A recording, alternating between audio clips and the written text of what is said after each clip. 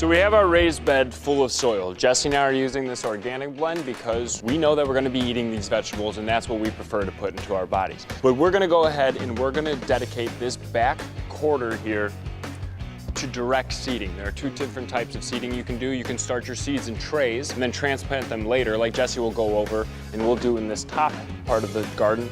Or you can direct seed, which is what we're gonna do in this back half. And we're gonna start with two early season crops. We're gonna start with our spinach, which my grandfather would be very proud of me for planting in my garden. And the seed packet says to do about 2 to 3 inches away on the spinach. And then we're also gonna be putting carrots in, which referred to the back of the packet, also say about 2 to 3 inches apart. So we're gonna go ahead and start by making our furrows. And we're gonna remember spacing with these plants. We're gonna keep them about 4 inches apart. We're gonna make shallow furrows. The seeds, you don't want them to be too deep. Keep them about 4 inches apart. We're gonna go ahead and just make 2 rows for the spinach and 1 for the carrots. Start with the carrots in this back right here. They're a little bit bigger of a seed than the spinach, you'll notice, but you're gonna keep them, you know, get a couple in your hand, 2 to 3 inches away. And if you feel like you're dropping 2 at a time, 3 at a time, don't worry. You can always thin out the carrots later when you start seeing them come up out of the ground a little bit. So we've got our carrots here, and I'm gonna do 1 or 2 more for good luck. And now our spinach. Spinach is a little tinier of a seed, so be careful when you're spreading it out. You can always thin it out. You can have too many. You don't want to plant too little. It is that simple. And then once we have them in, we don't want to add too much more soil on top of our garden, so we're just gonna go ahead and cover these in. When you have your seeds covered and into the ground, you're gonna wanna water them evenly and often in the beginning.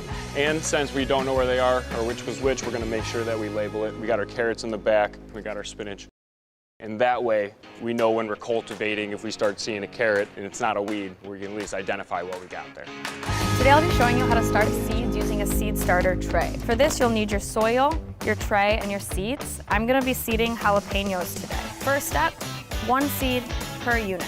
We're gonna place the seed directly in the center of each soil pod. And remember, they don't need to be planted very deeply.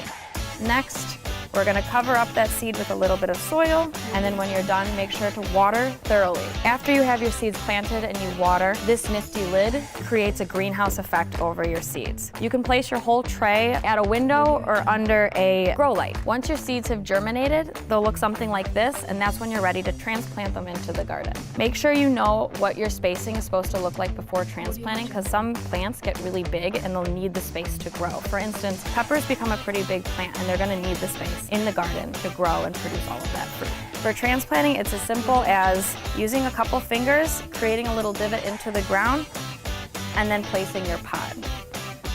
You can use your fingers to kind of hug that pod again and then press down a little bit on the transplant. No need to press any further down into the soil than just a couple taps. All right. Once you've got your transplants in the ground, remember to water them thoroughly so that the roots become acclimated to the soil. Also, don't forget to label your row. I'm so excited for these jalapenos this season.